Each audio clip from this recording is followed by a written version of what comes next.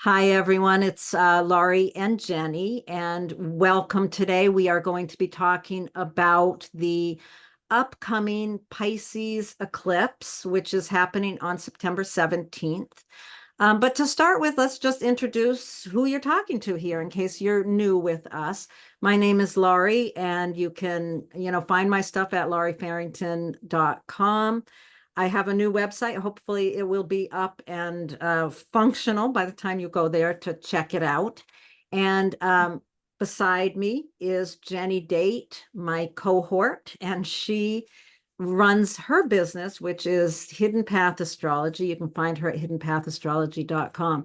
Together, we call ourselves Astropath, and we make videos for each astrological season and the full moons and other things. So before we go on, please subscribe to our channel and like us and leave us messages. We love to hear from you.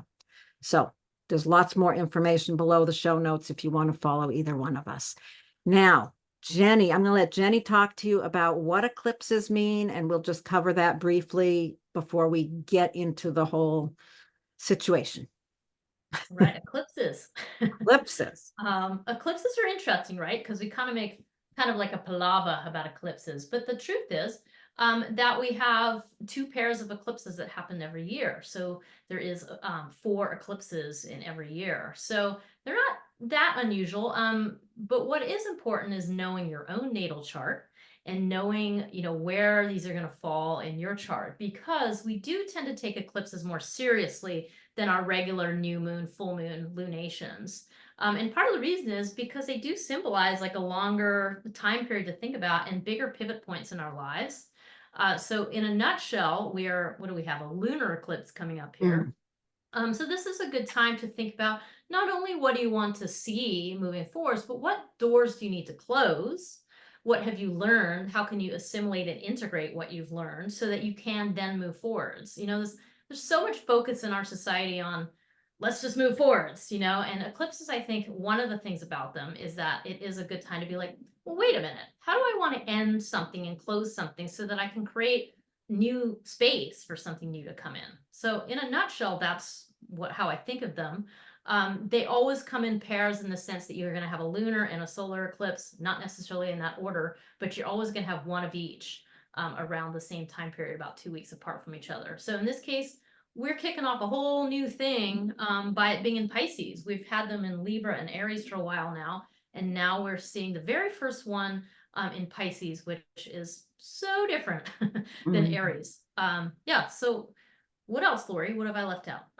Well, it really is fascinating. This particular eclipse being in Pisces, it really is starting a whole new, you can think of it as a whole new karmic direction, because the eclipses really are involved with what's past and what's coming, and it's sort of a karmic statement. And as they move, the eclipses move in the opposite direction of the planet, so they move backwards.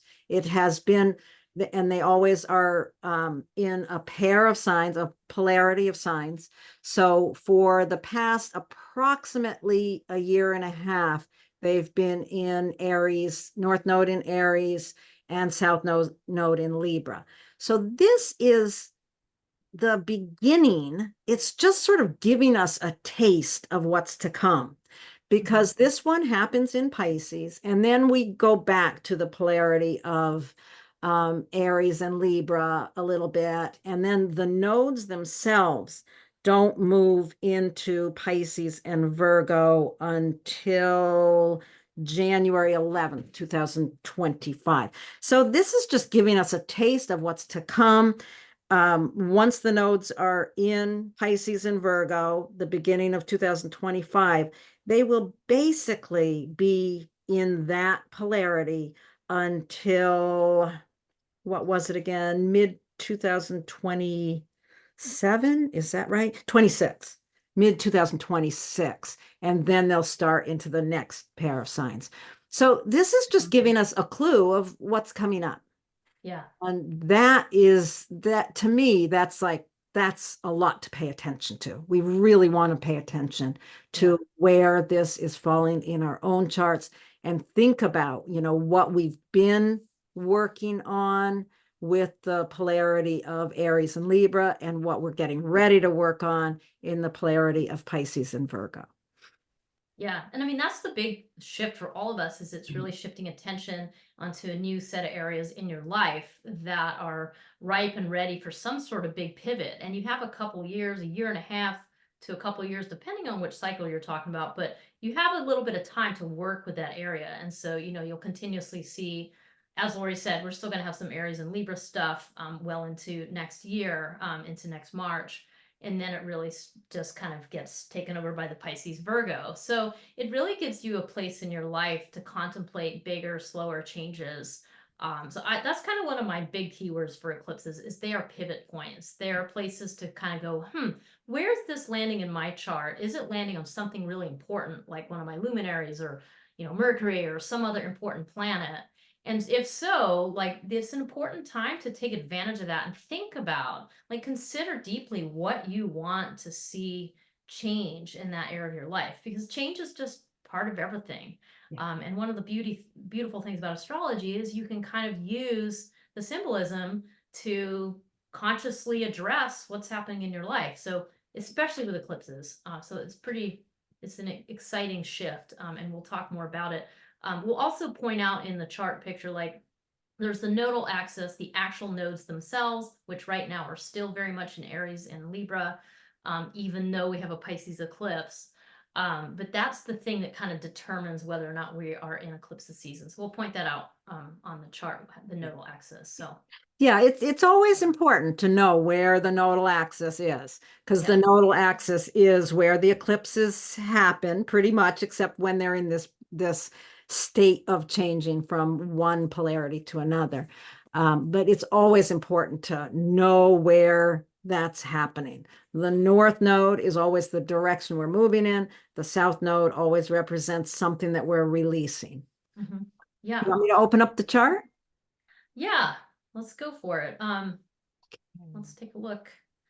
I was going to comment too that, Lori and I are both natal astrologers. And so it is important to know where the nodal axis is in your very own chart. So, and if your nodal axis happens to be in Aries or Libra or Pisces and Virgo, then you're having, some sort of nodal return, which is a whole fun topic to talk about. We'll have to make a video about that, Lori. Yeah. Yeah. So, If your nodes are, yeah, it's a nodal return or the nodal reversal, yeah. depending on which one is the north in your own chart. So yeah, always be aware of that. So here's the chart of the moment of the Pisces new moon and full moon. And I forgot to change the time there, Jenny. I'm sorry. It does Oh, sorry. not happen at 10:54 p.m. It actually is at 10:34 p.m., I believe, right? Is Yeah, that right? that's right. Yeah. So It's close. Yeah. forgive that tiny little typo there. So Mhm. here's what we have, and some of the things you want to really look at when you see an eclipse or even just a regular full moon, but this is a full moon eclipse, but we want to pay attention to any planets that are involved in that opposition there. Yeah. So what do we Yeah. see that we want to look at here, Jenny? Well, maybe let's just start with basics.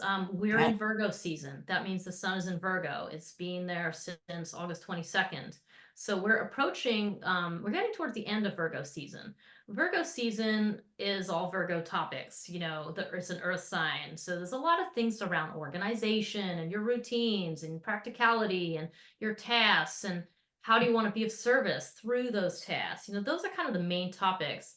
And now here we are at the full moon, which brings in the total opposite part, of the theme here. So Pisces is the opposite of Virgo. They are similar in the fact, the way I think about it is they're similar in the fact that they're both concerned with some sort of service or, the ability to have compassion. They're connected in the idea that they want to make a difference in some way. Mhm. But Pisces is much less practical than Virgo. It's a water sign, and it's the symbol for Pisces is the ocean. So we're talking about the ocean of unconsciousness, the ocean of the collective consciousness. I mean, there's different ways that you can describe it, but it's a much less tangible, understandable sign in a lot of ways. So at the full moon, I'd be kind of interpreting this as Virgo season's about the body and about the tasks and the task list and the plan and all these structural things. And then at this Pisces full moon, it's like, okay, what's the spiritual dimension here? What is the, the transcendent view? Or what is the sensitivity of Pisces water that is involved here? How can you cultivate intangible things like compassion? So it really just brings in this much bigger picture that is much harder to grasp. Yeah, So yeah, I yeah. think that's a good starting point. Yeah, and the other thing I just want to say, just simply about a full moon is, that an opposition always is time is brings in the idea of clarity, because you can Mm. see, the moon can see the sun. They're exactly opposite. And there's that issue of clarity. Although, how much clarity do we get with Neptune conjuncting that moon there? Yeah. That's an important piece to consider. And Neptune is there's two rulers of Pisces. Jupiter is the original ruler, and Neptune is the modern ruler. So it does, it kind of brings in even more of that energy of the mystical. And yeah, you really don't see things as clearly with Neptune and Pisces as you might want to in an opposition. I think that's what I'm trying to get at Yeah. here. Yeah. It's Yeah. yeah. I think In order to see the clarity, in order to see clearly, you have to allow that a soft gaze. You have to yeah. allow the that things are not as they appear to be. You have to let your view get kind of soft in order to see it. You can't do that Virgo thing of we're gonna see the details.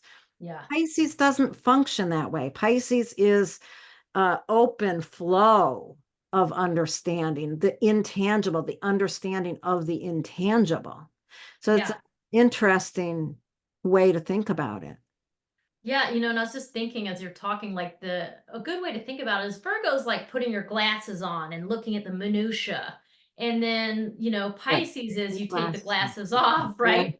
Yeah, and you maybe wander in the woods and you can see this like green fuzz of things. I'm talking about those of us whose vision has been tanking lately. But anyway, you get this soft, diffuse view, and it's just an easy way to understand that you're still looking at the same view, but you're looking at a different version of the view. And that is a good way, I think, to understand this Pisces full moon. And especially because the moon itself, as Laurie mentioned, it's tightly heading towards Neptune. It's only a couple degrees away there. And it's reaching towards Neptune. And that very much is the suggestion of like you're reaching to the surrender. You're reaching to the I don't know, and just allowing yourself to kind of get um bobbed around on the currents, like there's not like the best thing for a moon moving towards Neptune like this is swimming with the current. There's no You're not gonna fight what's happening here. You just kind of have to go, okay. And the simple act of embracing whatever's going on in your life right now is the thing that kind of unlocks the power of the clarity that this full moon brings. But it's definitely not, hey, I'm gonna fight against the current. That's a not a good recipe for success. So, and also interesting how the moon is moving away from Saturn, Mhm. as well. Yeah. So, yeah. Yeah, and just to explain that in order for an eclipse to happen, the sun or the moon, or both of them in either case, has to be a certain closeness to the nodes. Mhm. So that's why that's what creates an eclipse is I can't seem to talk clearly today, but That's okay. Well, hopefully I made some sense. well, I'm glad you mentioned that too, because I did say, like, I did want to point out, where the nodal axis is right now, Yeah, and you can see it. It's at 6 degrees of Aries, the north node, and 6 degrees of Libra, the south node. And right. that is the thing that we mentioned is actually moving backwards. So the Yes, nodal axis is actually heading towards Pisces rather than the way the planets move. right. And it's not in Pisces yet, but it's close enough here to cause a partial lunar eclipse. Yeah, So the Earth's shadow is going to be partially covering the moon and kind of giving it that reddish hue. yeah, So that's what we're seeing. And that nodal axis is the thing that it won't move into Pisces and Virgo until January 11th, yeah, 2025, as Laurie mentioned before. So that's the nodal axis. And then the eclipse itself, it's just close enough, like you just said, yeah, it's close enough for it to make it happen. yeah. So, mhm. Yeah, so when you look at a natal chart, you can always tell if a person was born near an eclipse by how close the sun and moon are to the nodal axis. So if Mhm. you look at your chart and the sun and moon is really close, then you can assume you were born at an eclipse. Yeah.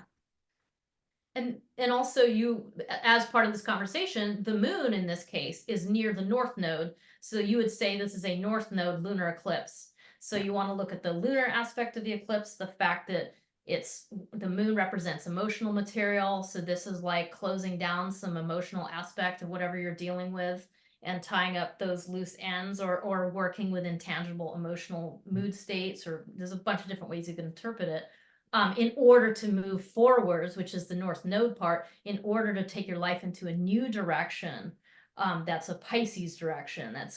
These themes we're talking about, this intangible piece, that maybe there's a spirituality that's shifting for you, or maybe there's a way that you're looking at the big picture of life, or developing a sense of compassion through some sort of practice you've undertaken, which would be a Virgo thing. So that's a north node lunar eclipse. So in this case, the sun is near the south node, and just bringing in more of the south node pieces, like not wanting to get stuck in something from the past. It's time to shed some of that, Yeah. whatever's holding you back. So yeah, Yeah, and we'll get more into that with the individual impacts also, as far as how that's going to play out yeah, specifically for you. What else in this chart? There's a lot of really interesting things in this chart. I don't know how much we want to delve yeah, into yeah. some I of think this. I'd like to explain a little more about the stuff that's going on, and then when we do the individual impacts, it's more about how it affects you. We actually, yeah, I think Laurie is highlighting the fact that along with everything else we've mentioned, we also have a trine between Uranus and Pluto, which both trine the sun.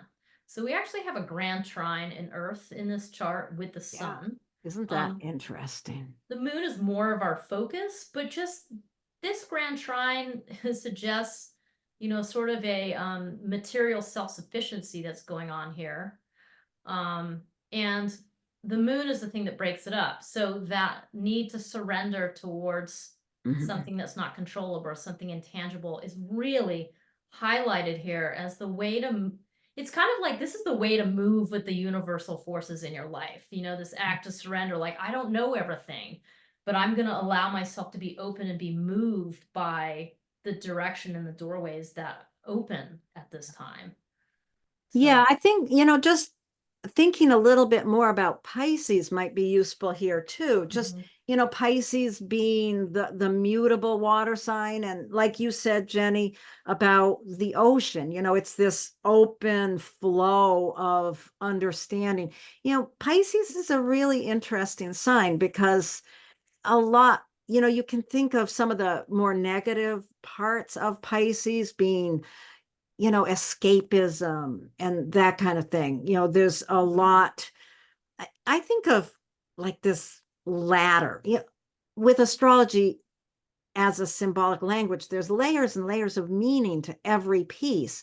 And with Pisces, if you think of the ladder of understanding it, you can start out with these ideas of all these escapism things like drugs and alcohol and addictions, but you move up into the more positive sides of Pisces and you come into intangible things that move us in intangible ways, poetry and music and meditation and, high spiritual states all the way through there.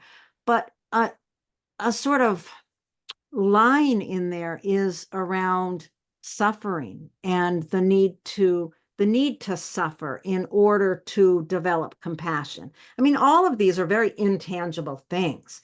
And that's what Pisces really holds, all of this intangible places in our hearts and minds.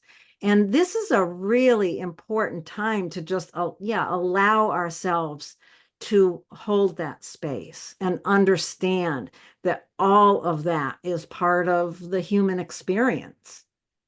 Yeah, yeah, I think you're bringing up for me just that idea that we all suffer. We all have to suffer just because life is challenging and things happen and there's loss and there's grief and then there's forgiveness and there's acceptance, which is the other end of that, the necessary balm to those suffering states. So there's something about this chart that's like the universal recognition of suffering and accepting it. And from that acceptance is where comes these softer states, or this embrace of something that you can't explain, or this ability to just go, you know what, I'm just gonna let something go that I've been pissed about or something. I'm gonna be able to be in the state of forgiveness, because you suddenly can see the suffering of other people that, it's when you're caught up in your own, sometimes it's hard to transcend it. And all of those are Pisces things, like Yeah. you said. So I think that's true. And then you throw this grand trine in here of intangible matters, of not intangible, tangible matters. Yeah. Then the Pisces moon and near Neptune and leaving Saturn is kind of saying, yeah, we're moving away from all that practicality, and you just need to embrace that there's this shifting and change that's happening, and it's going to cause all of these different mood states and issues for people, and help us all develop more compassion. For So some reason, I cannot look at this chart without thinking, oh my gosh, somebody's born right at this time, and it's going to grow up with this chart as their natal chart. What a fascinating person that would be, right? yeah. So, Oh, well, yeah. And I mean, I think the only other pieces to throw in here are just, I mean, obviously there's many, but there's also the fact that Jupiter squares both Sun and Moon. yeah. And so that kind of brings in, I mean, it's Jupiter, so it's not Right. like, oh my God, it's the worst stress. I think but it is some sort of message around, you may discover a couple of things. One, you may discover you need to talk about these issues. The Gemini of Jupiter, you need to have the conversation. You need to tell the story. It also could manifest in the opposite of like, oh, I don't know that I want to tell the story, and you don't have to. I mean, there's kind of this, I think it's open to interpretation. But the degree to which you are able to share, I think highlights what Laurie just brought up there, which is the fact that Jupiter also trines Venus. So sharing ideas, bringing things up, sharing stories is going to support your relationships. Yeah. It's just going to make whatever, and it can be any relationship we're talking about. The day this happens, or long-term relationships, or any of those, are going to be supported by that willingness to share your story. Yeah, and I think one of the things that's important about this conversation right now is that this is an eclipse. So it's unfolding over time. A regular full moon is like, it's a full moon and it's present there for a few weeks. But an eclipse is sort of a longer standing storyline. So how you're working with this is really going to impact you for a longer period of time. Mm-hmm. Yeah. Right? Yeah. Okay. Yeah. Yeah. You So, got it. is there anything else, or should we just move on to the personal impacts? I hope There's 10 things, but I hope we don't drown down here. I'm a little concerned. no, I just add in the one thing you brought up before, which is Sure. very short. Just reminder, Pluto's back in Capricorn now. Oh So gosh. there's a little bit of undone business that really dovetails nicely with this Pisces full moon as an eclipse. Like, Yeah. There's a little bit of undone business, how Pluto has gone back into wherever you have Capricorn in your chart. And then it's going to go back for good into Aquarius for a long time. This is its last dip of the toe, since we're on an ocean theme, into the Capricorn here. And so there is some kind of, I don't know, we were just commenting before how, or at least I was, like, there's a feeling of like a throwback because Pluto has gone back to Capricorn. But it's just helping you finish some unfinished business that's going to help you move forwards ultimately. So Yeah, I think we can think of Pluto going back there as, yeah, picking up some, yeah, do two things: finishing up some last piece of business and picking up some gift. Wherever, and we'll talk about this in the individual impacts, but wherever Capricorn is in your chart, you have done a profound amount of work since 2008 in that area of your life. Your life has changed profoundly in that house that holds Capricorn in your chart, and you're just finishing that up. It's almost done on November 17th, I think. It goes back into Aquarius, where it will stay until 2043. So that story of Capricorn is really ending. And because it dovetails so nicely into this grand trine, it really, there's something in this eclipse that is supporting that story, the ending of that story, or the picking up the gift from that area. Some way that it's supporting it. Yeah. yeah, it gives you an extra clue to what that, that pivot, the door that you need to close because it's a lunar eclipse. Yeah. And the fact it's back in Capricorn. So Yeah. yeah. I'm so glad you brought that up, because I think that that's a really important piece here. Yeah, no, that's all you. Okay, so let's move Yeah. on and talk about how you folks are doing in your personal lives. So here Alrighty. we go. Okay, so Aries rising. Let's see. Let's just have a little conversation here. Aries rising means that this lunar eclipse is falling in your very hidden, mysterious 12th house. I think we have a lot of conversations around the 12th house, meaning, part of your subconscious, those hidden patterns that you can't really quite see that actually do drive your behavior. And you just get these glimpses into that subconscious over time. And, it's almost like it's those little things that appear and pop up out of your consciousness that give you a chance to work with the material in a new way. So this lunar eclipse is giving you a really pretty amazing opportunity to get a clear view of what are those hidden behaviors that you can't normally see, that kind of push you and drive you forwards. And with Neptune there, there's a need to just accept, wow, like this is who I am, and this is where I've come from, and wow, this is the work I've done in this area of life, or this is what I have seen about these patterns. And that's what this lunar eclipse is showing you, is like, what things would you like to kind of bring an end to, or shift into a new mode. And this is work because it's a lunar eclipse. You're going to get a chance to work with this for the next kind of 1.5 to 2 years, of really unpacking what is in there, because it's fruitful. It's the source of your compassion. It's your ability to deeply understand the human plight, on that level. And I also just want to give a nod to the fact we are in Virgo season.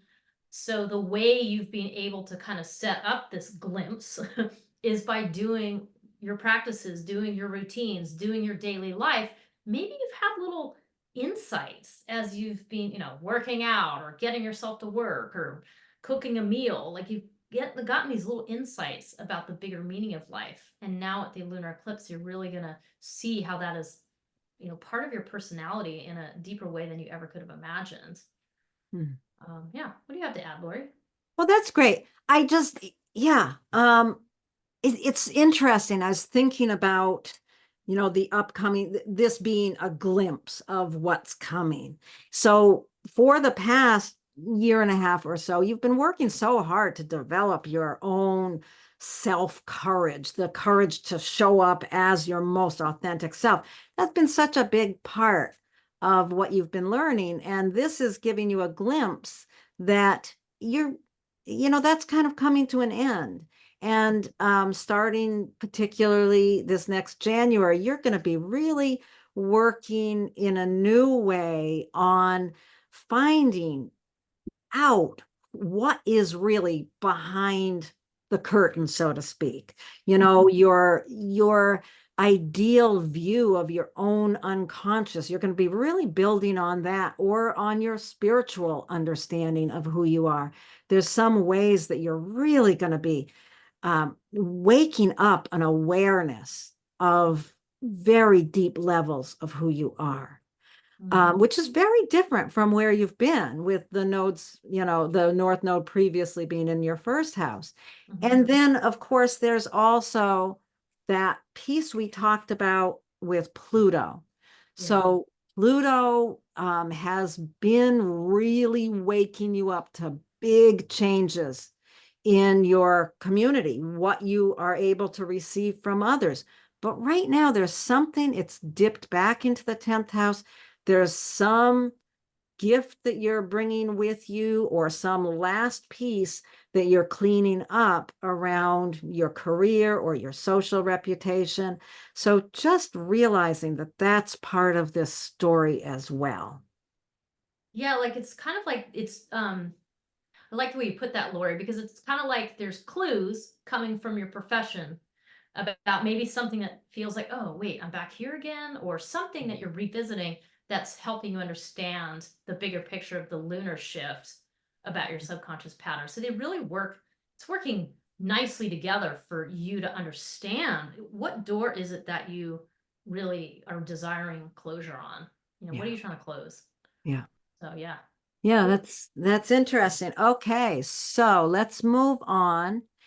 And for folks that have Taurus rising, this this eclipse, this full moon is in your 11th house.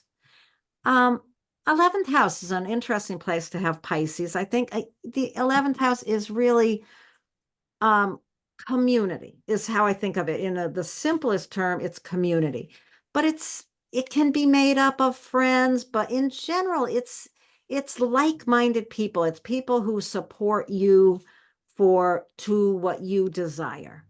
You know, this polarity between the fifth and the 11th house is such an interesting one. You can think of the fifth house as how you give love, and the 11th house, how you receive love. So with Pisces in that house, this is an area where you kind of hold a lot of idealism. You've been working on that area for quite a while now with as Saturn's moving through it. But this is really pointing, this full moon is really pointing us to a new awareness of how over the next few years, you're going to be developing a lot of compassion in that area and maybe receiving a lot of compassion from that area as well. So, you know, that's whatever is going on in your community, you want to really pay attention to that now because this is a first glimmer.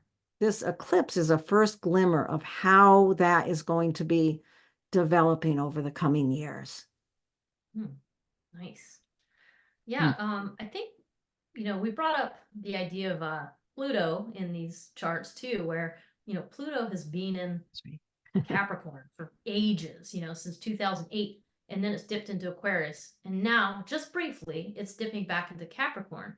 So for those of you with Taurus rising, it's sort of like, I don't know, it's like there's one last little segment of your education that you haven't quite completed, or some last bit of wisdom that you need to gain somehow, like but through an experience or a teacher, or maybe it is a course or a class that you need to take that's going to help you kind of understand what doors you need to close in order to step forward into the Aquarius house, which for you is your career. So at this lunar eclipse, there is some kind of closing down of like, what community do I need to exit? Or do I need, maybe it's your attitude needs to find a new avenue, it may not be people, but it's some kind of shift, some kind of closing down of like, that's the old way. Now I'm moving into the new way of how I want to manage this. So that it really works nicely together. I think they give clues to each other about what are the things that you need to close, that you would like to close, that is going to be for your well-being. It's going to be for your ability to develop compassion, and to, be, I don't know, something different about your career, futuristic, broader minded about the way you're thinking about your work or your public life. So there's a sweet little connection in there.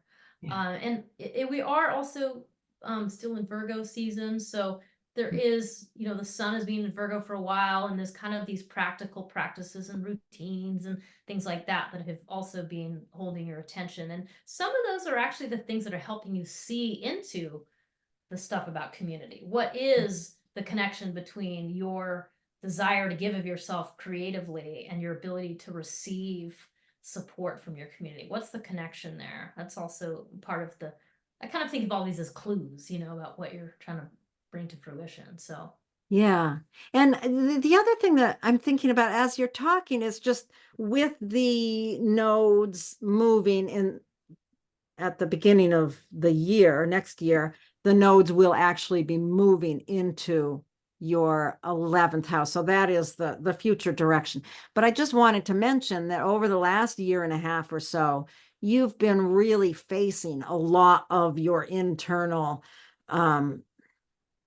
processes, learning about your own psychological processes or your spirituality. And that is going to really, what you have learned there, what you have faced in yourself in those deep levels is going to really come into supporting the development of the new community that you're going to be really working with in the next few years.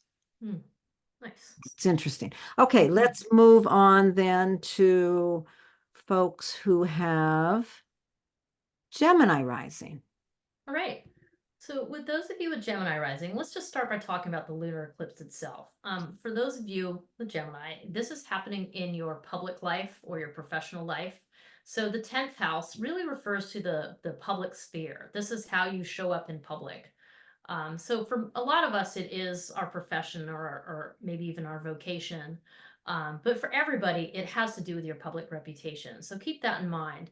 But that's where this lunar eclipse is taking place. So there's some kind of, I don't know, shift in the Pisces direction. So something about some struggles that maybe you've had, or something intangible that's been happening in the workplace, or maybe it's just simply that you are learning how to have a deeper level of compassion for people you work with. It could be something like that, or whether that be clients because you have that kind of profession, or just simply your actual work environment, even your authority figures or bosses or things like that. Like there's some kind of time to really incorporate that idea of compassion, surrender, forgiveness, acceptance, all of those things into your workplace, which is funny because we don't think of that as being something that you go to work and this is what you're doing at your workplace. I mean, and I would like to think that it should be what we're thinking about, because that is pretty awesome to think you might be able to show up in that environment with that sort of openness, that sort of willingness to flow with what's happening. So I don't know, I like that. That's an interesting one. And I do just want to point out that that lunar eclipse is happening against the backdrop of us being in Virgo season, with our focus on the nuts and bolts, the tangibility, and so on and so forth that Virgo represents. And that it's kind of funny for Gemini rising. That's your home life. It's sort of like you've had these few weeks to get your home life sorted out, organized, all the Virgo things. Like you've got your plan, you've got your structure, your schedule, all that stuff at home, which supports your ability to be in this compassionate, open place at work. I mean, that really works beautifully together. So I like that a lot. Yeah. So that's kind of the initial part of this. What do you want to add, Laurie?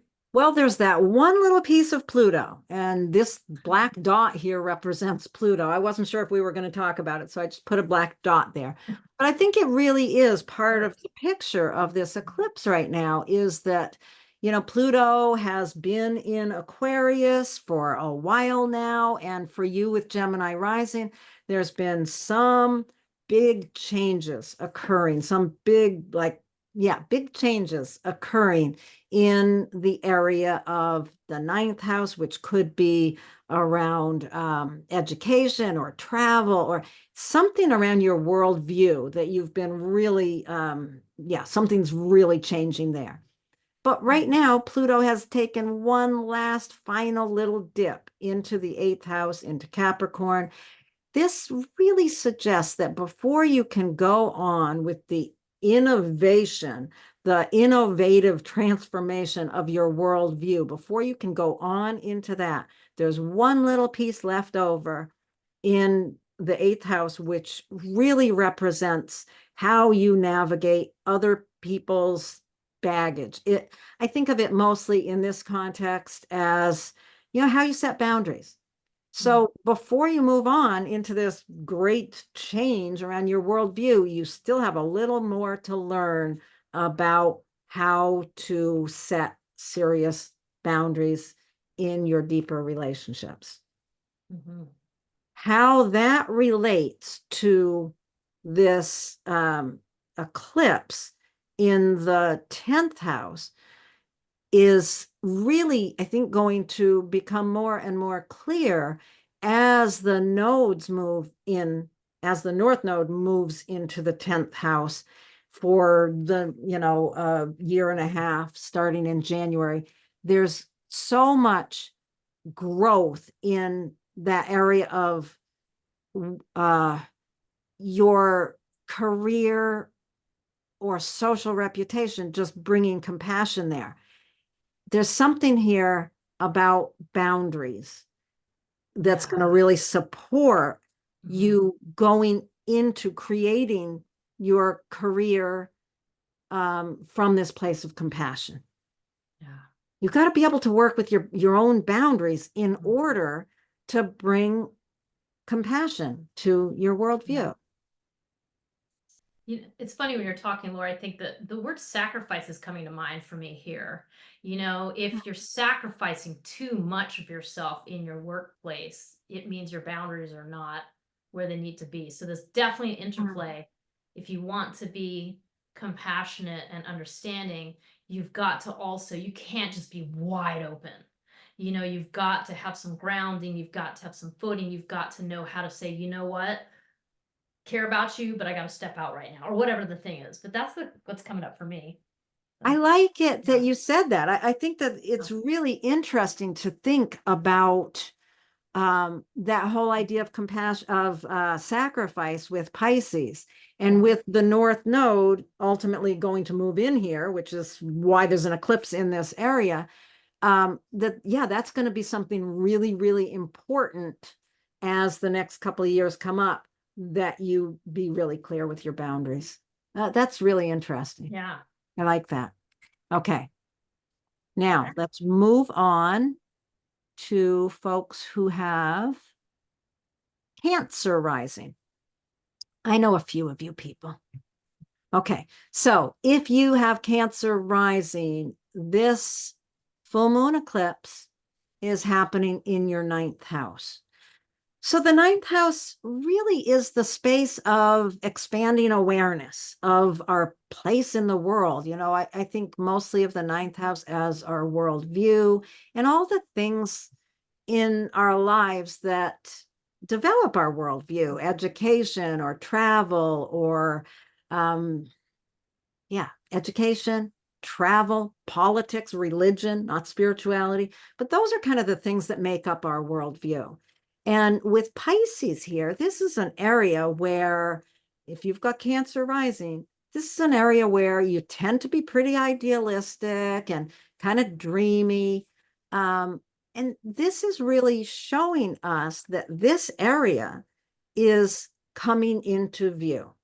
When the nodes move into Pisces, when the North Node moves into Pisces in January, for the next year plus, this is an area where you're really going to be developing your understanding. This eclipse is just a glimpse ahead of time. So with Pisces in that house, this eclipse is coming out of the groundwork of Virgo in the third house. So communication, the third house, you've been really developing you've been really developing your most practical voice during this season. And your practical voice, how are you using that in your worldview? I think this is a question to think about. And how much compassion are you bringing to others in that area? Nice. Mhm. Well, we've also been, those are all, it's pretty clear in a lot of ways. And, to kind of add to this conversation, we have been adding in Pluto, which is represented by that black dot there, because Pluto is, just very recently dipped its toe back into Capricorn. It's not going to be there very long. So this is a symbol for completing some unfinished business. And in this case, because we're talking about between your seventh and your eighth house, you can really think about this almost as like, you've gone back to add another little clause to the contract, because seventh and eighth house, they both refer to our public relationships, and there's a contractual piece to that. Whether there's an actual contract we've signed or not is a different question, since it's not relevant. It's just that there is one because you're appearing in public. So there's something about some piece of integrity or something to do with that idea of just adding in one little piece that you hadn't quite remembered to put in there, or maybe you just learned something new and you're like, oh, wait a minute. And it has to do with the way you hold yourself in integrity with others. So that is also a clue to the whole lunar eclipse thing of like, what do you need to close the door on in order to open up something new for the expansion of your wisdom? And how, what education do you need to support that? Maybe you're in a place where it's time for you also to be teaching. Those two things go hand in hand. If you're going to be a teacher, you're always going to be learning.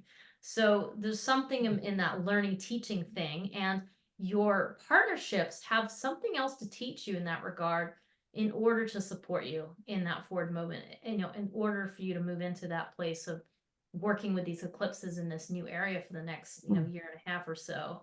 And longer. So that's kind of the supporting story to help you understand, well, what else do I need to know to navigate this lunar eclipse?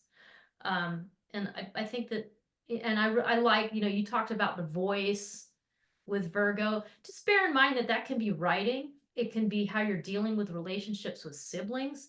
It might be a neighborhood issue. Like those are all third house Virgo season topics. So that also is letting you see on a real practical, tangible level, what are those issues that also have a part to play in this story. So, yeah. It's so interesting with Pluto dipping back there into Capricorn. It's really, I have this idea that Pluto's doing this one last little bit ever since 2008. For those of you with Cancer rising, it's been slogging through your seventh house and really transforming your understanding of relationship and who you are in relationship. And I feel like, Capricorn's such a heavy sign.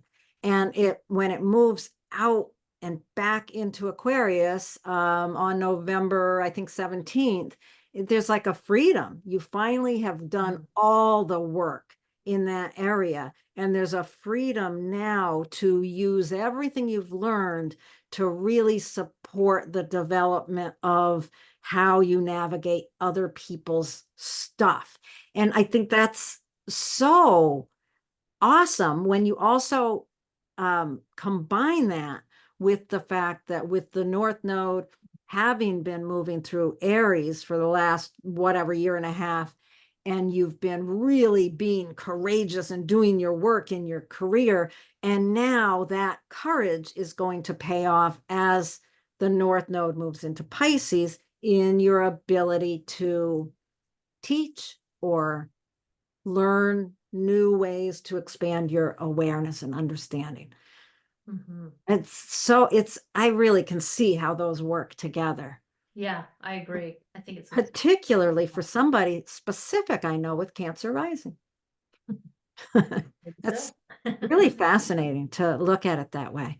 Okay. Yeah, it really makes sense. Makes sense to me on the personal level for sure. Yeah. Does it? Yeah. Oh, yeah. Good. Good. I thought so. In fact, I gotta go. No.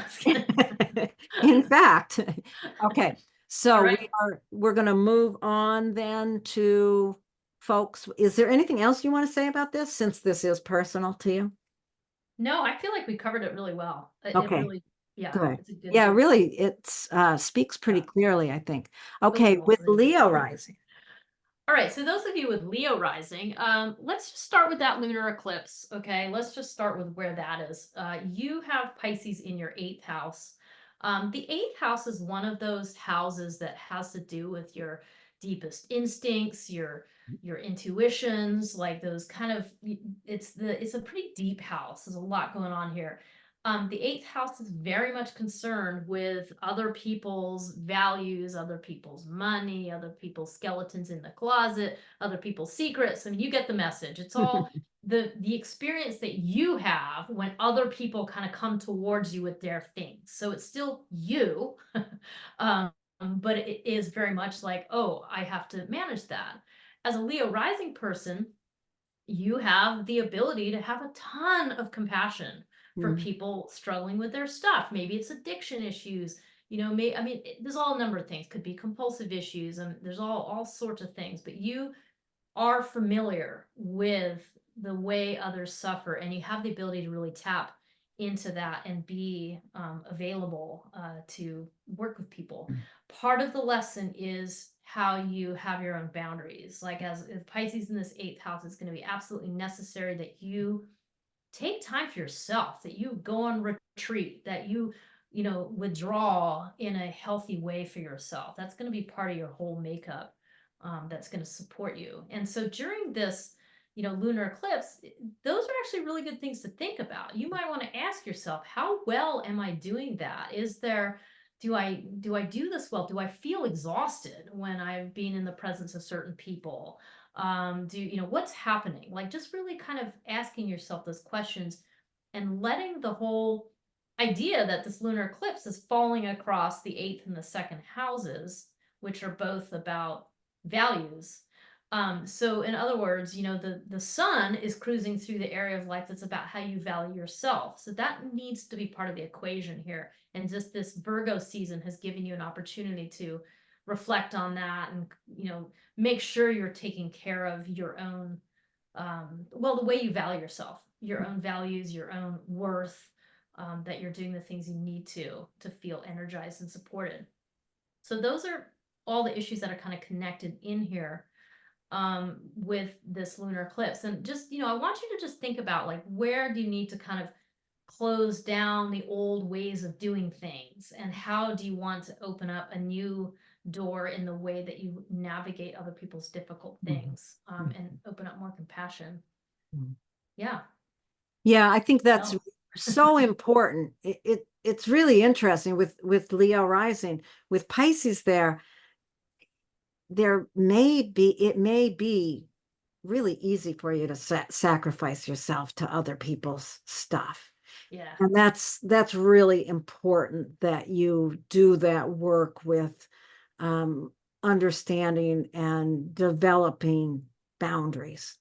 So that's really important. Over the last while the North Node has been going through Aries, you've really probably quite courageously faced issues around education maybe, or things that you've wanted to learn, or travel. There's been a lot of development around your worldview, and you continue with that, but it is about to change early next year, early 2025.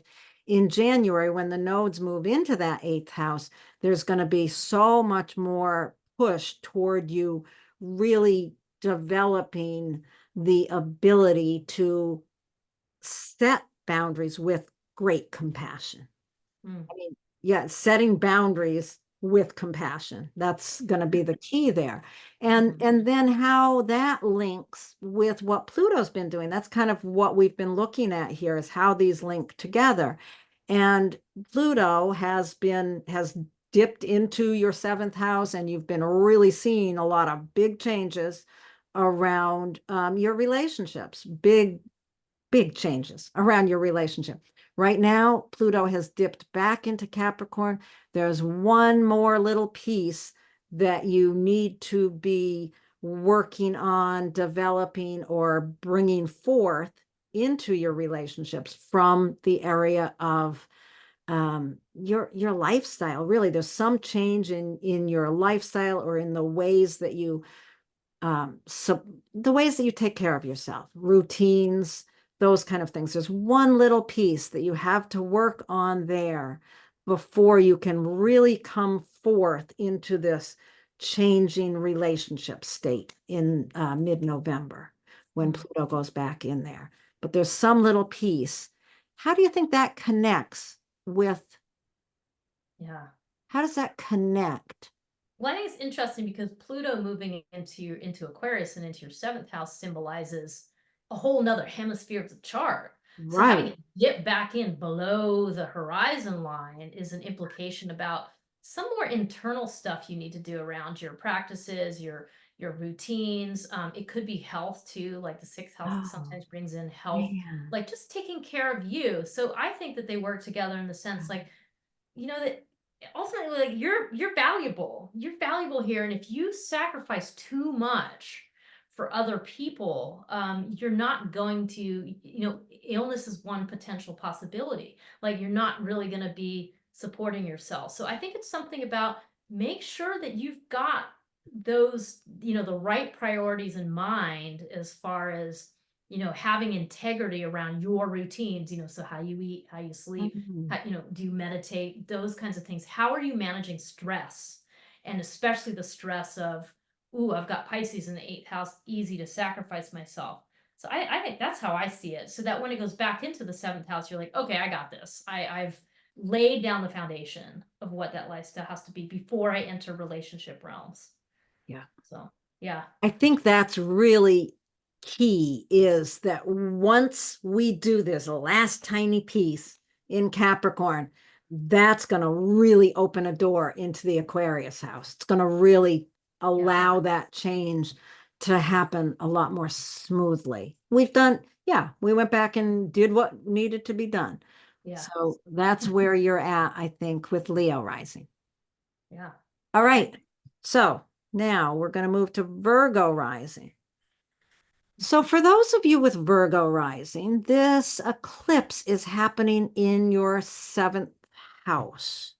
So seventh house is really a very simple house to understand. It is, capital R kind of relationships in our lives.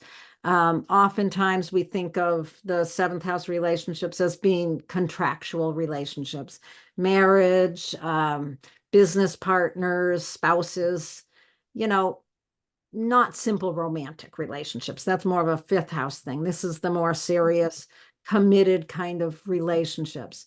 So that's what we are really looking at as an area where there's going to be a lot of big change coming forward. And this particular eclipse is kind of giving us a preview of where there's going to be a lot of change coming up. Um, excuse me.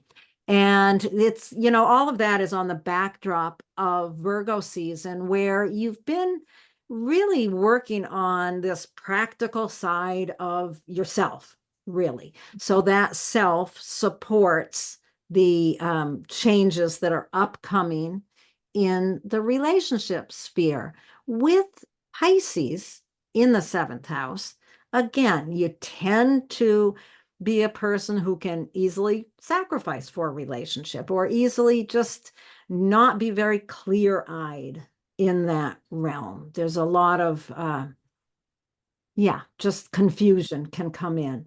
But at this time, with the nodes getting ready to change from the eighth house to the seventh house, this really suggests that you've spent the last year and a half approximately really courageously facing the necessity of setting boundaries between yourself and others, really developing more strength and determination around how you navigate other people's stuff.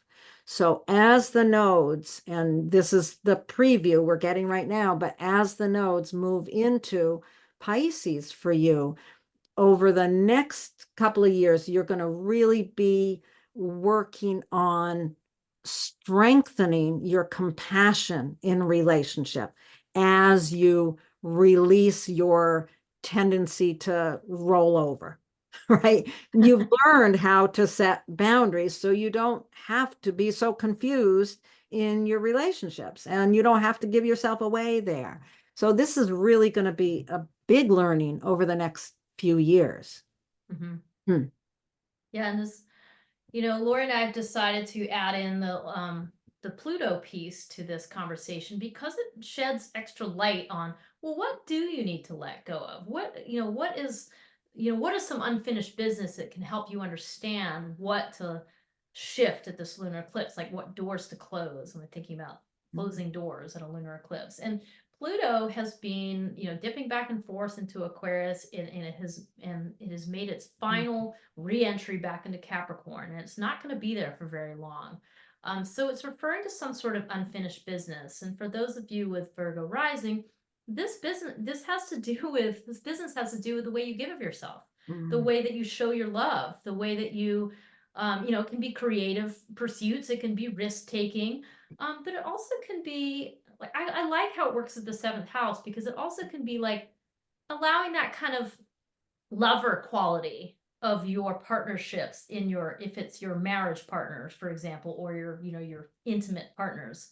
It kind of allows that back in, like, how do you want to keep that as part of your your interactions with your partner, because you want to have that sense of, I don't know, just being able to give love and to have fun with it as well. So this kind of brings in a little bit of that as well.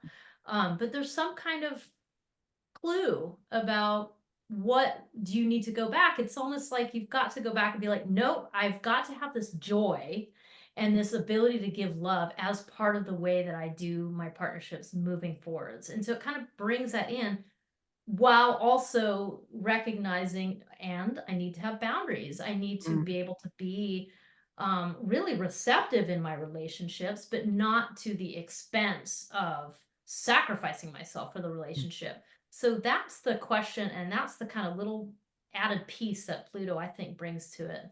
Yeah. What do you think, Laurie?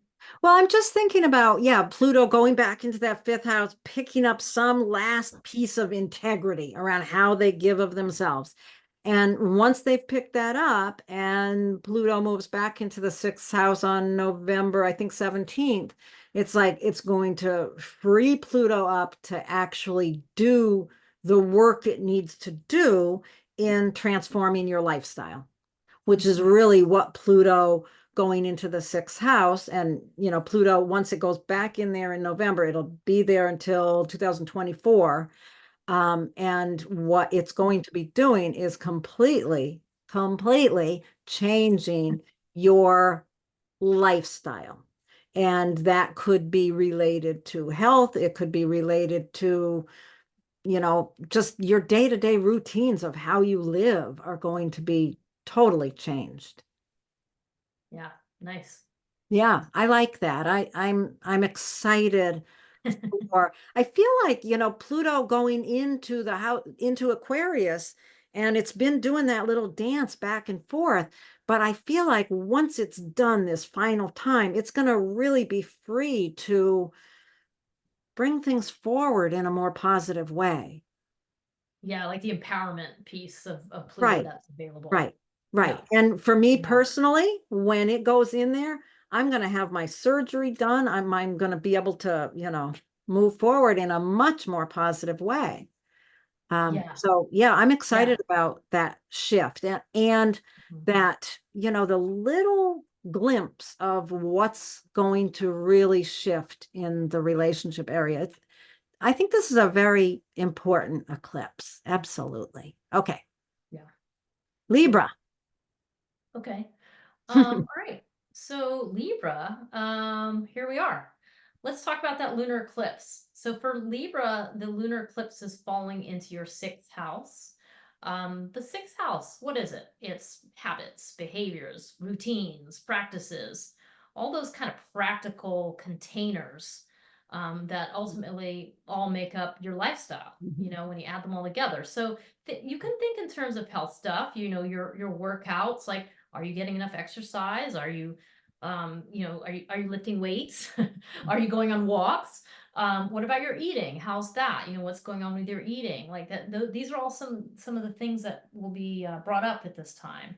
Um, Lifestyle overall, it's like, yeah, how, you know, sleeping is involved. I mean, it sounds Mm. like such a boring little house, but it Mm-mm. isn't. It's so important, you know, and especially with Libra rising, I always think that because you have Pisces here, like there always needs to be a little bit of magic, like a little spice to what you're doing. A little bit of mysticism could go a long way for you to keep your routines the way that you need them to be.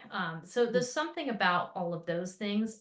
And during a lunar eclipse, it's just time to say, hey, you know what? There's going to be some shifts coming up over the next year and a half in this area of my life because of the eclipses are going to be here Mm. for the next year and a half at least. So this is a really important time to just consider some of those things and, you know, ask yourself about, are you able to be compassionate to yourself in those routines? Like, Mm. are you eating in a way that I always think about that body as temple thing? Like, are you Mm. eating in a way that has a sense of reverence to it or a sense of like, ooh, Mm. I'm looking after this vessel that's holding, you know, my spirit, or, you know, Mm. there's different ways that you can Mm. look at it. But that those are some of the things that you want to kind of draw the correlation between. Especially during Virgo season when the sun is going through your 12th house, which has been happening since August 22nd.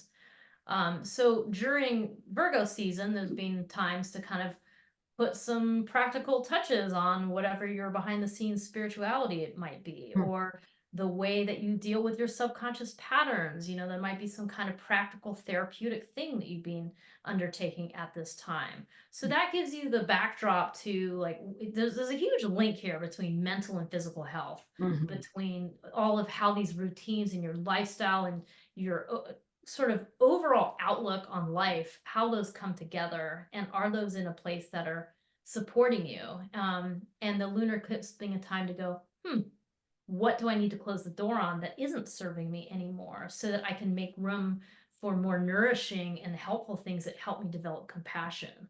So this something along all of those lines. I So love it. As you're talking, I'm thinking about, the North Node has been moving through Libra rising seventh house. So there's been a lot of, you know, yeah. energy put into what you want in your relationship. And now I was just thinking about the bringing compassion to your routines by, I don't know, going weekly to the food shelf and serving people, or, just Mhm. finding ways within your day-to-day routines where you're really offering compassion to others and how much that would help your own health situation. I like thinking about that.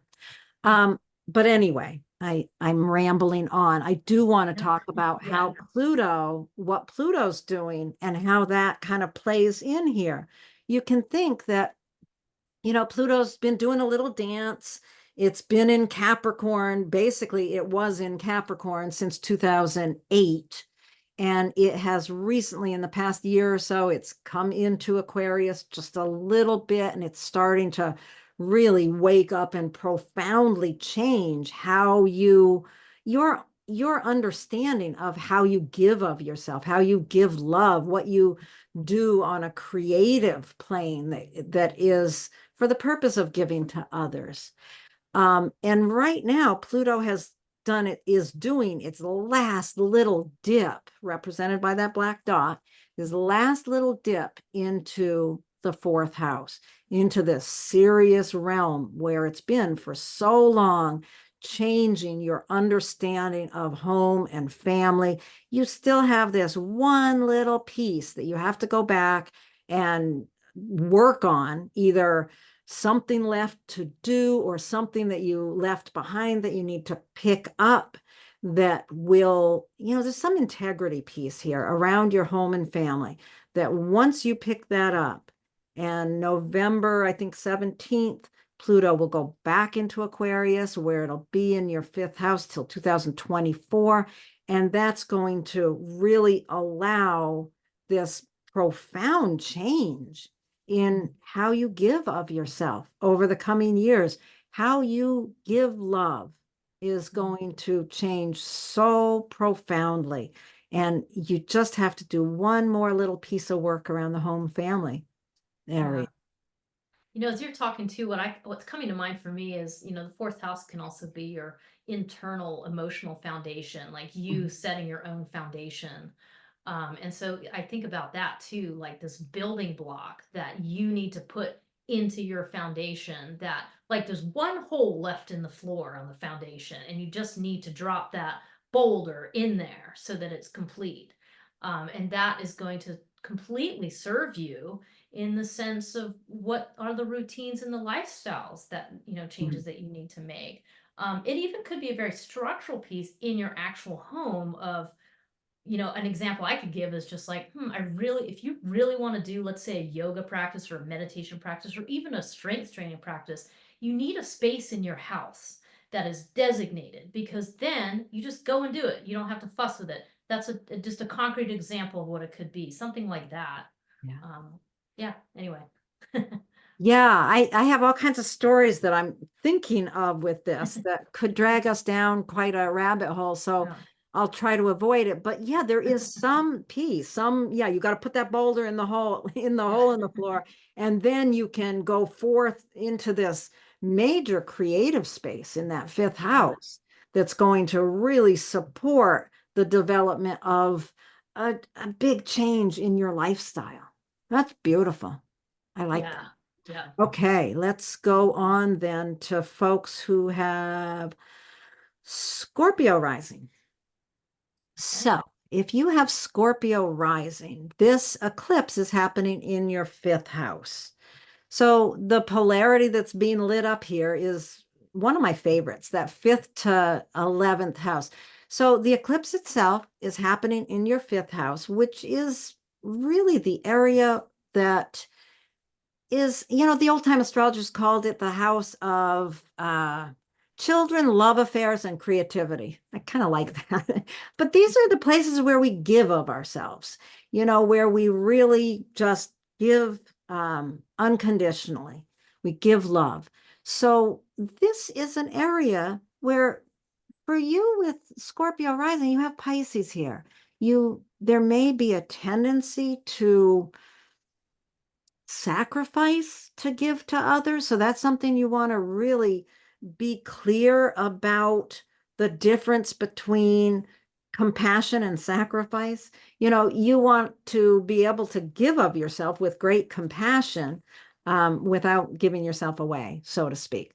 So this is something to be really looking at. And, at this moment, this eclipse being sort of just a snapshot of what's to come, it may be really suggesting that it's time to start releasing the tendency to totally give yourself away unconsciously, and building in just compassion instead of rolling over, right? And all of this is on the backdrop of Virgo season, where you are really looking at where your support comes from. So those two really work well together, but we're really paying attention to that fifth house of creativity. If there's some creative way that you want to develop over the coming years, this is going to be really important to you. Over the past year and a half or so, you've worked hard to develop, um, you know, to bring courage and determination into your day-to-day routines. And that's going to kind of give way to this change in how you give of yourself. Mhm. What do you want to add? I feel like I threw that out there kind of choppy.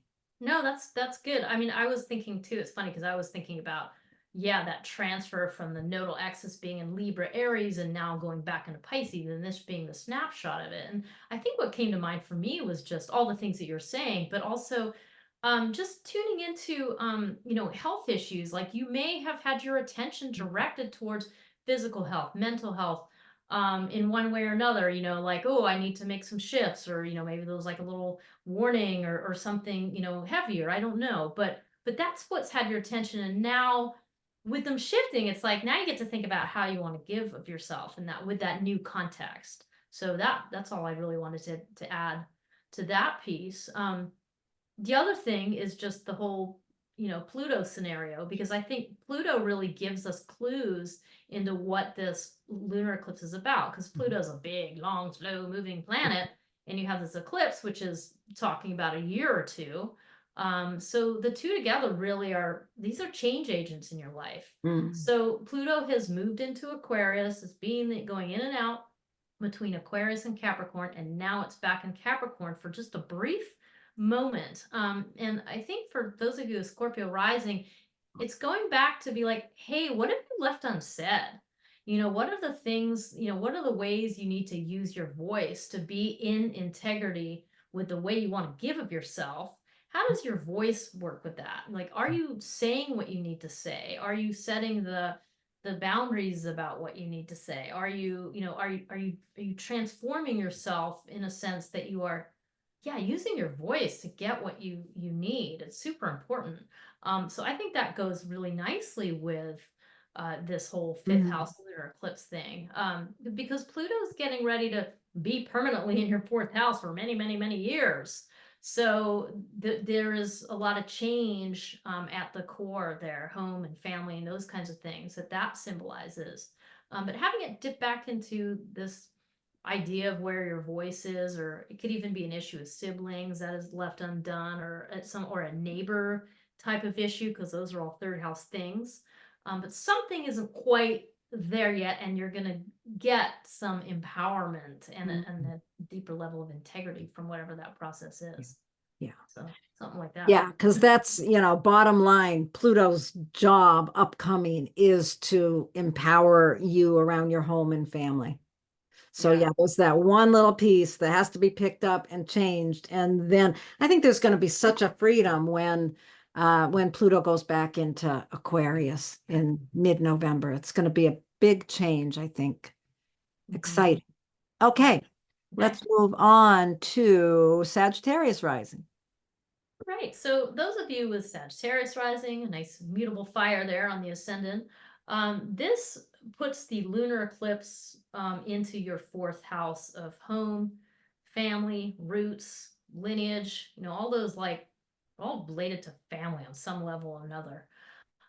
So that's where the lunar eclipse is happening. So that suggests that there is, you know, a new chapter opening up in your home life, a new ability to be broadly compassionate, to be understanding and compassionate, yet without sacrificing yourself for home and family. So those are kind of the two things we're thinking about. You know, it could be that it's just time to just make a gentle shift, so that you are not giving too much of yourself. It's so easy to just, I mean, I think it's a normal thing to think about a sense of sacrifice with home and family. I think there is an element of that. And the question that's being posed to you here is, how can you have compassion and be in that mode, but yet not be completely giving away of yourself in a way that isn't healthy for you, that sends you to some edges that you don't want to be in? So that's kind of the question being posed by the lunar eclipse. And you're going to get a chunk of time to work with this theme. You know, you've got a good year and a half at least to kind of wrestle with what are those themes around your formidable ability to have compassion in the home life.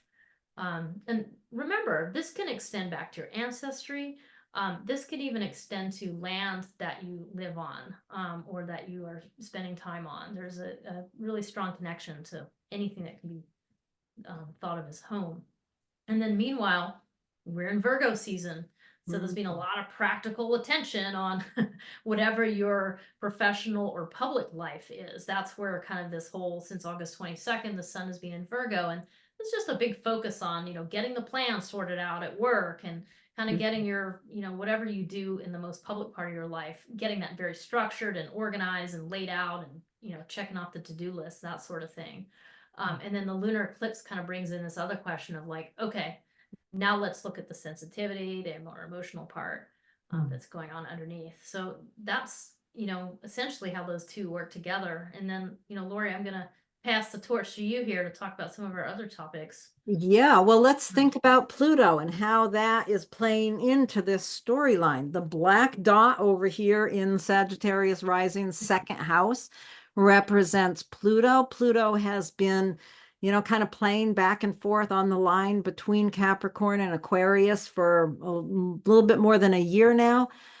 It's now making its final little dip into Capricorn, where it was since 2008. So if you think since 2008, how your self-worth has developed and changed profoundly since 2008, and possibly also your connection or understanding of money, resources, that kind of thing. There's been a profound change in that. Pluto has gone into your third house, really suggesting Pluto's job really is to empower us, bottom line. So Pluto went into the third house. It's like, wake up to the power of your voice. Right now, with it making its final little dip into Capricorn, suggests to me that there's something left in the area of your self-worth or finances, something left there around integrity that you have to pick up to bring forward into this big change around how you use your voice.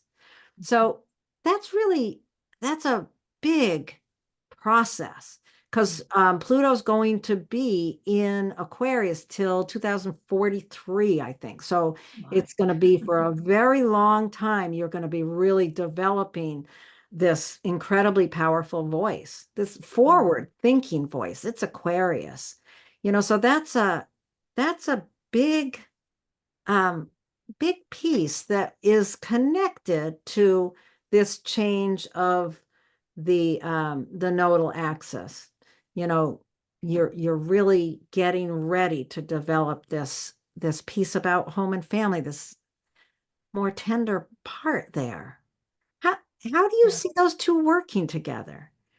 Well, I think they work really well together because it's sort of like, well, why would you be over sacrificing in your home life? Because you haven't done the work around the self worth enough, or you've received a message that you're supposed to just, forget about that piece of it and just sacrifice yourself for the family, right? So I think it's a little bit around make sure you've got that piece, the integrity, the Capricorn integrity in the second house, like just that foundational piece of your self-worth. I think they tie Huh, very tightly together, like your interesting. emotional foundation in the fourth house, and then your sort of values, like what is your, and then what are you worth, kind of tying those together. So I think, Right. Yeah. and then I think the other piece is because the nodal axis has shifted out of Aries and Libra, or is going to, you've had a big focus on how you give of yourself, how you Yeah. receive in your, Yeah. community. And now you're really being like, okay, let's just take that right on into home and, work, home and profession, home and public life. So, It's fascinating. It really is. yeah. Okay. All right. Thank you. And let's move on to Capricorn rising. Okay. So if you have Capricorn rising, this Pisces eclipse, full moon eclipse, is happening in your third house. And the third house, yeah, third house is really an interesting house. It really, I think of it as I think of it as your voice. Third house is communication. It's also your immediate environment. And the third house, are the people that are in your life that you don't choose. That's how I think of it. It's your siblings, your cousins, your neighbors, the person at the grocery store that checks you out, people that just are connected to your life, and your environment. That's what the third house is. Yeah. So there's some way in which there's a lot of idealism here. Wherever Pisces is, we tend to be really, really idealistic and can sacrifice ourselves as well. So it might be difficult for you naturally to speak your mind, and this is really a time of learning to speak up with compassion, but without giving yourself away in the process. Mhm. I think that's part of it. Virgo season itself has been really highlighting the ninth house. Maybe you've been, getting some education that is teaching you a little bit about how you use your voice. There's many ways that that might play out. But, one thing I want to really think about is that as this eclipse, as we've been talking about this eclipse as sort of a precursor for what's to come, over the last year and a half or 2 years, with the North Node moving through your fourth house, there's been a real focus on developing this strength around your home and family. And, the core of you, possibly land can come in there. But there's been a lot of work in that area, a lot of forward development. As that gives way in January, that will really give way to the development being more around your environment and how you use your voice. Nice. Mhm. Yeah. So I think, that's kind of what's going on and what's coming into focus as far as this eclipse. Now, what about the Pluto piece, Jennie? Yeah, this is a really interesting one when you start talking about Pluto. So, we've been introducing Pluto into these conversations because Pluto's been going back and forth into Aquarius and Capricorn for a while now. And it's making its final little dip back into Capricorn before being in Aquarius for a long time, for a couple of decades. So, for those of you with Capricorn rising, this really suggests a big transformation that you have dealt with and gone through since 2008. I mean, it's been a while, but ever since Pluto entered your first house, there has been some big shifts in your life, one way or another. And then it moved into Aquarius, and now it's saying, "Whoa, wait, we're not quite done yet." So there's something about, you maybe occupying the space of being an authority with whatever you do. When you walk into the room with Capricorn rising, like, people just assume you're an authority, and you, depending on how old you are and what you've done in your life, you may or may not be, the authority on whatever it is, but it doesn't matter because other people think that you are. And so there's something about the integrity here, about owning that, whatever it is, whatever stage you're at in life, owning that piece and allowing you to really walk with that forwards. There might be something you need to let go of because Pluto can imply a shedding, an old archaic idea about who you are. And it also can be, it is a time of sort of closing doors, of shedding, closing things down, because it's a lunar eclipse. But that really works well with like your sense of self and how you communicate about yourself with that third house Pisces. So there's a connection between those two things, and kind of gives you some insight into, how to use this lunar eclipse. Like, what might that be about, that will allow you to really move forwards, and overall moving into this, third house, ninth house eclipse time is just, yeah, a wonderful time to develop your voice, to let your compassion come through the way you speak to people, to show your innate understanding of the common person's kind of plight in life. Dilemma, yeah. I think the only risk here, when you're talking about kind of the potential for sacrifice, is maybe even the over identification with the common person. And certainly you are that, but you're also stepping into something new, in the way that, you share the information, that you've gained. So I something to really consider. like thinking about Pluto doing this last dip to pick up whatever personal integrity. If you think about it like that, and then it's going into Aquarius where, it's been for a while, doing this little dance back and forth. And you've started to see how, Pluto's job is, bottom line, Pluto wants to empower. So Pluto goes back into Capricorn, picks up a little bit of personal integrity, and then it is free to really empower your self-worth, the second house, your self-worth, and possibly your ability to create money and resources as well. That's really beautiful to think about that little, just going back, grabbing one little piece and then really bringing that empowerment forward. Mhm. That's awesome. Okay, let's go on to Aquarius rising. Alrighty, so those of you with Aquarius rising, this lunar eclipse really brings the focus right into the second house. The second house has a few layers, I guess, like probably all the houses. But I think that one of the deepest layers of the second house is your self-worth, your ability to really value yourself, recognizes the resources that you have, recognizing the way you can offer those resources to self and others. And so part of that is money, financial situations, your possessions, all of those are going to be part of your second house. So that's where this lunar eclipse is happening. So that suggests that there is the beginning of a change happening in the way you value yourself, in your financial situation, in your ability to be available with your depth of compassion that you have for other people, without sacrificing yourself, without giving up too much of yourself, without sort of having to not see your own worth, or maybe it's, without giving too much of your, if you have wealth, like giving too much of that away without really considering how you want to do that. Just there's something about all of those topics that possibly could come into play during this lunar eclipse. Other parts of this, one of them is we are in Virgo season. The sun has been in Virgo since August 22nd, so this is a short-term situation. But what it's saying is that there may have been situations in the past few weeks where other people's stuff have kind of, shown up, and you've been like, ooh, I need to have some boundaries around that. That needs to be contained in some way. Or there could be some way that there's clues coming from that part of your life that let you see, ooh, wait a minute, maybe I need to, maybe there's some shift that needs to happen in the way I value myself, or maybe I'm overdoing compassion and I've left myself behind, or maybe it's time to incorporate, or recognize that I have this great deal to offer other people through that.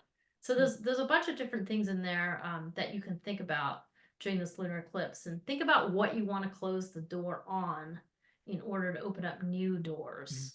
That's how you handle your self-worth. So Yeah, I like how you talked about that, and just, thinking about the nodes moving from the third to the second. There being, a lot of work in the past year and a half around developing the strength of your voice, and that shift going into the area of your self-worth. That's really great. And then we've got the Pluto piece to bring into the conversation. Pluto has been playing around on that line between your 12th house and your first house, and some really intense changes have been bubbling up in who you are and how you express yourself in the world. The first house is the most personal house. So this is a big deal when Pluto goes over that line. But right now, it has taken a one little final step back into Capricorn. Since 2008, Pluto was moving through Capricorn, through your 12th house. You have been through a profound amount of, you've gone through a lot in terms of your own understanding of your psychological patterns, or spiritual nature. There's been a profound amount of deep, deep inner work that you've probably gone through since 2008. And now there's one last little piece that you've got to go back in there into your own deep unconscious, or your spiritual nature, one or the other or both. There's one final piece to pick up. And once Pluto goes into Aquarius for the final time, where it will then stay until 2043, once it goes in there on November 17th, it's sort of like, there's no stopping the transformation of who you are. And this last piece is really going to empower Pluto to empower you. nice. Yeah, I think that transition from, in this chart, from the 12th house to the first house, I mean, that is really potent. Huge. Yeah. That is a real position of, because Pluto moves so slowly that only certain people will ever get Pluto in their first house, you know, and so to have it be crossing this sign line as an Aquarius rising person, like that is a serious shift of like going from the public sphere kind of to, you know, really taking on into the most powerful Yeah. house in the whole chart, which is the first house, because that's you, that's yourself, you know. So yeah, that's a pretty cool one. That's a really powerful one. It really is. Okay. Yeah. Let's move on then to our final sign, which is Pisces, of course, and that's where the eclipse is happening. So for those of you with Pisces rising, this eclipse is happening right in your first house. It's very, very personal to you. It is about you and how you show up in the world. People with Pisces rising, there's a real compassion that you wear on your sleeve, so to speak, or there's some way in which I don't know what words to use. Isn't that typically Pisces, right? But there's some way in which this eclipse is really shifting your attention to yourself. With the nodal axis moving over the next few months, moving from Aries into Pisces, is really shifting your attention over the last year and a half or so. There's been a lot of focus on your own self-worth, your money, resources, that kind of thing. And that's going to really give way to you focusing on how you show up in the world, how your personality shows up. And you want to really think about, because this is an eclipse here, there's something in how you have done that in the past that you want to release in order to start building this new sense of yourself. Um, Pisces is such an interesting sign because we can so much give ourselves away with it. And that's what you really want to think about, releasing this tendency to kind of roll over and give yourself away to other people, and kind of replacing that with a real depth of showing compassion for others. We're in the middle of Virgo season, so there's been a lot of focus on relationship.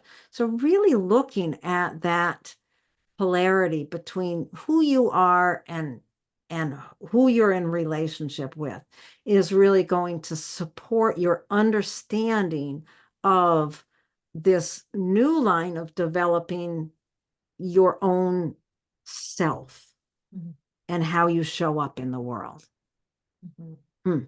It Interesting. just seems like with this one especially, I just keep getting this image of like how much that those relationships and partnerships are mirrors for you. Hmm. You know, that because you have Virgo as your partnerships, it's like there's structure available there. So it kind of gives you this like mirror of like, okay, what am I reflecting? What's being reflected back to me through those partnerships about the way am I Right. working that balance effectively of like being compassionate enough but not the overgiving like you're describing. So that's something that's, you know, that's always the case with the first and seventh house, but something especially here about the Pisces Virgo axis I think is Yeah. particularly potent to do with that. And then we also have the whole Pluto thing, right? Like Yeah. Pluto has been doing this little dance. It's almost in Aquarius for good now, but it's making this one last little foray back into Capricorn at this time. And it's just this short little window of time. And it really represents something that helps flesh out this story this yarn that we're spinning about the lunar eclipse, you know. And in this case, you know, Pluto moving into your 12th house in Aquarius is really, you know, showing the beginnings of a transformation on a deep subconscious level. Mhm. But having it dip back into the 11th house is really a statement about what is your community showing you? What is the shift, you know, through your community that's popping up? Is there something you need to recognize about the way you need to let your community support you? Is there something you need to shed in terms of, you've been focused on one community and it's shifting to a different one? Like, what's the kind of finishing story here, the last chapter of the book, or the last paragraph of the last chapter of the book, about this ability of yours to receive the support of community that's going to help you make this shift at the lunar eclipse? What do you think about that storyline, Laurie? Well, I'm just thinking about Pluto going into Aquarius, into your 12th house. You Yeah. know, Pluto's job to empower us. I mean, Pluto has a rough reputation because it's going to destroy whatever's in the way of that empowerment. But Pluto going into your 12th house is really a statement of your inner nature, your unconscious psychological understanding of yourself, or your spiritual connection to all of humanity. This is deep, deep stuff that is really about to wake you up. And, you've had, for almost a year and a half, Pluto's kind of danced back and forth in here. So you've got some picture of where that's going, what it is that is really waking up inside your hidden nature. This last little piece, there's one piece that you have to gather up from community that is going to then allow Pluto to really go in there and perform its magic. So look for what that is. And then on November 17th, when Pluto goes back into Aquarius, all systems are go in terms of really transforming your understanding of yourself on a really deep, deep level. Yeah, and it kind of goes well with the nodal axis story too, doesn't it? It Like, just the does. fact that, the nodal axis is being in, it still is in Aries and Libra right now, and the eclipses are switching from that to Pisces and Virgo. So there's the other subsidiary story here is just about your own, really about resources, other people's, your own, your value that you bring, the values of other people. That's where you've had to kind of do some kind of churning up and switching around, and now it's with the eclipses moving into Pisces and Virgo. Now you're really just bringing that home to yourself and your partnerships, Yeah. period. So the interesting Yeah. process this is all speaking to. Yeah. It's a fascinating eclipse, and I think we have come to the end. We did Indeed. it. We did it, Jennie. All right. Okay. I think we're all set then. And thank you for watching, all of you out there in YouTube land or wherever you're watching us from. Yeah, and it's nice to have you back, Laurie. So Oh, nice to have thank you, our Jennie. conversation. Yep. Thank you, Jennie. Thanks, This is everybody. great. Thank you. Goodbye. Bye.